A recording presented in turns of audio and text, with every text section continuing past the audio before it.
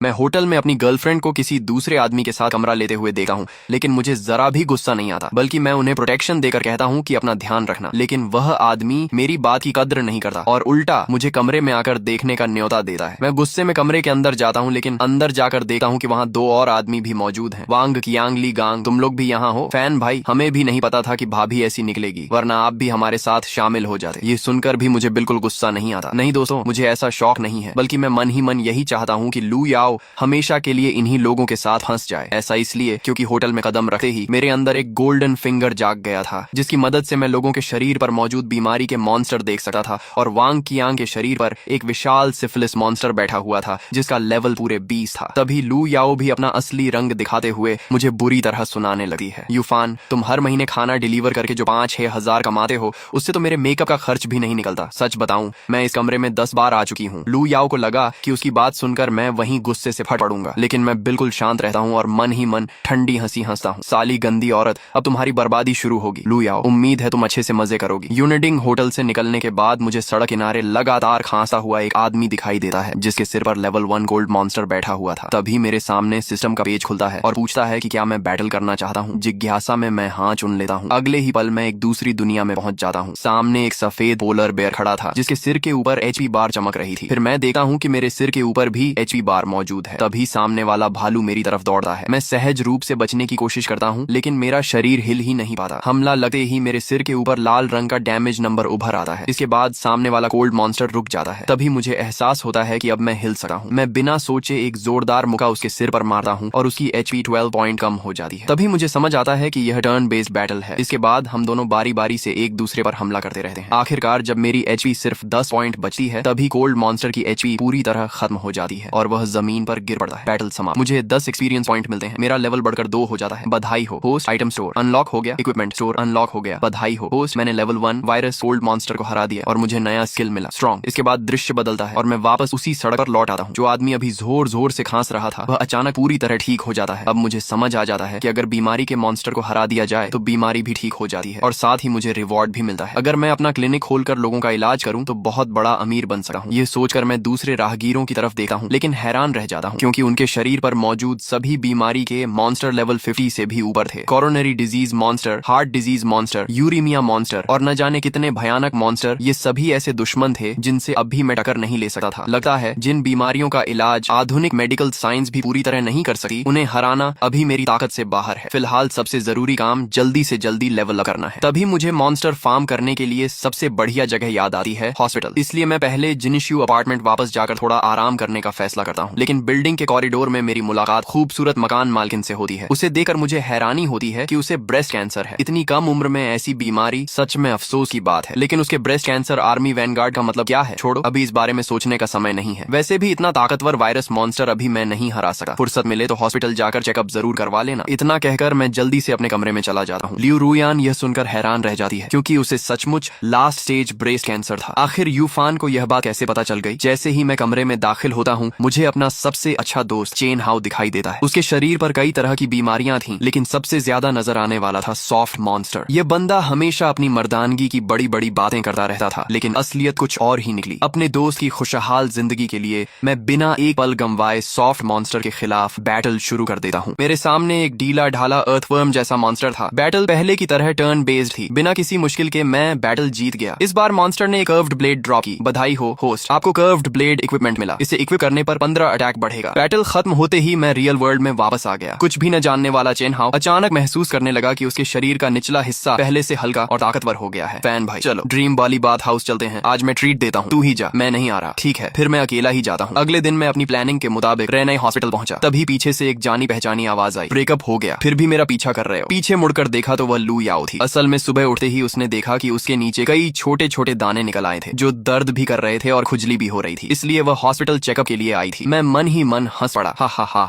लगता है syphilis monster ने असर दिखाना शुरू कर दिया। बस पता नहीं बाकी तीनों भी इसकी चपेट में आए हैं या नहीं। तभी थोड़ी दूर से जोरदार चीख सुनाई दी, साला ली गांग, ये बीमारी जरूर तुमसे आई है। सब जानते हैं कि तुम हर दिन अलग अलग लड़कियों के साथ घूमते रहते हो। अरे दिमाग लगाने की भी जरूरत नहीं, ये तो पक्का लू याओ की वजह से हुआ है। पूरे इलाके में उसकी बदनामी है। मैं ये सब देखकर सिर्फ मुस्कुराता रहा, क्योंकि सिर्फ मुझे पता था कि असली सोर्स तो वांग कियांग था। आखिर उसके सिफिलिस मॉन्स्टर का लेवल पूरे 20 था। फिर मैं उनके पास गया और उन्हें सांत्वना सांत्वना देते हुए बोला, घबराओ मत, ये बीमारी इतनी भी डरावनी नहीं है। बस रोज टाइम पर मेडिसिन खाना, एक्सरसाइज करना, साफ सफाई रखना, अच्छा न्यूट्रिशन लेना, कुछ समय बाद मर जाओगे। इतना कहकर मैं आराम से वहां से निकल गया और पीछे सिर्फ उन तीनों को डर के मारे कांपता छोड़ दिया। इसके बाद मैं पीडियाट्रिक डिपार्टमेंट के बाहर पहुंचा और अपनी लेवल अप जर्नी शुरू कर दी। Level 1 glutton monster. क्या होस्ट बैटल करना चाहता है? इस तरह मैं पूरे दिन हॉस्पिटल में मॉन्स्टर फार्म करता रहा। शाम तक मेरा लेवल 7 हो गया। इक्विपमेंट स्लॉट में कई नए इक्विपमेंट आ गए और बैकपैक विभिन्न मॉन्स्टर से गिरे मीट से भर गया। आइटम स्टोरेज की सबसे बड़ी खासियत ये थी कि उसके अंदर टाइम पूरी तरह रुक जाता था, इसलिए कोई भी आइटम कभी एक्सपायर नहीं होता था। लेकिन उसकी कमी ये थी कि उसमें किसी भी लिविंग क्रीचर को स्टोर नहीं किया जा सकता था। इसके अलावा मुझे एक गोल्डन स्किल बुक भी मिली, गोल्डन नीडल ब्लड पियर्स, जो पेन रिलीफ और ब्लीडिंग स्टॉप करने की क्षमता रखती थी। स्किल सीखने के बाद मैं अपार्टमेंट लौटने लगा। सीढ़ियों में फिर मेरी मुलाकात लियू रुयान से हुई। इस बार उसने मुझे डिनर पर इनवाइट किया। मैं चेन हाउ को साथ लेकर उसके साथ एक गली के बारबेक्यू रेस्टोरेंट पहुंचा। लेकिन वहां पहुंचते ही लियू रुयान की बीमारी अचानक बढ़ गई और वह दर्द से जमीन पर गिर पड़ी। बहुत दर्द हो रहा है, लगता है आज यहीं मेरी जिंदगी खत्म हो जाएगी। यह देखकर मुझे दिन में सीखी हुई golden needle blood pierce skill याद आई। मैंने तुरंत सिल्वर नीडल उसके 3 एक्यूपॉइंट्स में लगा दी। कुछ ही सेकंड में उसके चेहरे का दर्द काफी कम हो गया। मैंने कहा, मैंने अभी सिर्फ तुम्हारा दर्द टेम्पोरेरी कम किया है, टाइम मिलते ही हॉस्पिटल जाकर पूरा चेकअप जरूर करवा लेना। उसने मुस्कुराकर कहा, ठीक है, थैंक यू। डिनर के बाद लियू रुयान मुझे अपने टॉप फ्लोर लग्जरी हाउस में ले गई। उसने मेरी तरफ देखकर कहा, मेरी जिंदगी के आखिरी कुछ महीने मेरे साथ बिताओ, बदले में मैं ये पूरा अपार्टमेंट तुम्हें दे दूंगी। मैंने पूछा, तो तुम्हें पहले से अपनी बीमारी के बारे में पता था? उसने सिर हिलाकर कहा, हाँ, मैंने आज तक कभी प्यार नहीं किया, मरने से पहले बस एक सच्चा और सादा प्यार जीना चाहती हूँ। मैंने पूछा, लेकिन तुमने मुझे ही क्यों चुना? उसने जवाब दिया, क्योंकि तुम ईमानदार हो, दिखने में भी अच्छे हो और तुम्हारी एक्यूपंक्चर मेरे दर्द को कम कर देती है। इससे मैं कुछ और टाइम तुम्हारे साथ बिता सकती हूँ। मैं मन ही मन चिल्लाया, वाह सिस्टम, फ्री में गर्लफ्रेंड भी मिल गई, अब सोचने जैसा बचा ही क्या है। मैंने तुरंत उसकी बात मान ली और मन ही मन कसम खाई कि चाहे कुछ भी हो, मैं उसकी बीमारी जरूर ठीक करूंगा। अगली सुबह मैं फिर जल्दी रेने हॉस्पिटल पहुंच गया और पूरे दिन मॉन्स्टर फार्म करता रहा। शाम तक मेरा लेवल 10 हो गया। इसी दौरान मुझे एक हिडन टैलेंट भी मिला, इंडिस्ट्रक्टिबल बॉडी। ये टैलेंट हमेशा के लिए मार्शल डैमेज कम करता था, अटैक और डिफेंस बढ़ाता था, सभी एबनॉर्मल स्टेटस से इम्यूनिटी देता था और हर सेकंड मेरी मैक्स एचपी का 21,000 रिकवर करता था। मैं दंग रह गया। ये टैलेंट तो कमाल का है। अब मेरे पास हायर लेवल मॉन्स्टर को चैलेंज करने की ताकत आ गई थी। मैं बिना देर किए अपार्टमेंट की तरफ भागा। आज मेरा टारगेट लियू रुयान के शरीर में मौजूद कैंसर मॉन्स्टर था। मुझे देखकर वह खुशी से बोली, बेबी, कल तुमने जो 2 नीडल लगाई थी, आज पूरा दिन मुझे बहुत आराम रहा। मैं मुस्कुराया, अभी तो इससे भी ज्यादा आराम मिलने वाला है। इतना कहकर मैंने तुरंत बैटल शुरू कर दी। ब्रेस्ट कैंसर आर्मी वैनगार्ड के रूप में एक रंग बिरंगा टाइगर मेरे सामने आ गया। उसके पास पूरे 2000 एचपी थे। मैंने अपनी ब्लेड से हमला किया और उसकी एचपी 250 कम हो गई। टैलेंट सच में बहुत पावरफुल था। फिर टाइगर ने मुझ पर हमला किया, लेकिन टैलेंट की वजह से मुझे सिर्फ 20 डैमेज हुआ। हजारों राउंड तक बैटल चलती रही और आखिरकार मैंने वैनगार्ड को मार गिराया। मुझे व्हाइट टाइगर इक्विपमेंट मिला। इसका पैसिव स्किल था कि हर लेवल अप पर मेरी सभी एट्रीब्यूट्स